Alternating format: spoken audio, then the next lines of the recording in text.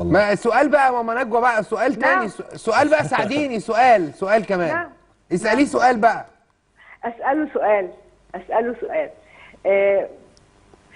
أنا عايزة أقول له إنه مش عارفة، أنا طلع عليا نصايح. طب اديله نصيحتين كمان. نصيحتين كمان. هو بقى جميل.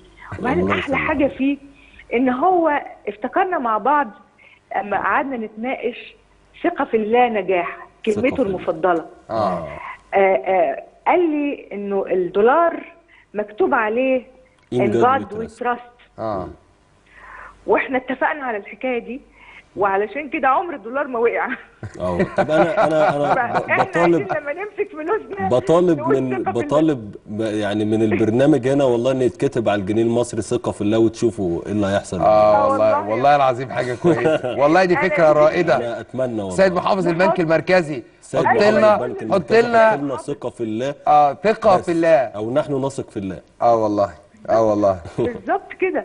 لانه فعلا قال لي عمرك سمعت ان الدولار وقع؟ قال لي عشان ثقه في الله. وهو العمله رقم 1 متداوله في العالم، يعني نجاح العمله من تداولها مش من صحيح. ماما نجوى بنشكرك يا حبيبتي، شكرا جزيلا، وسعداء ان انت يعني سهرانه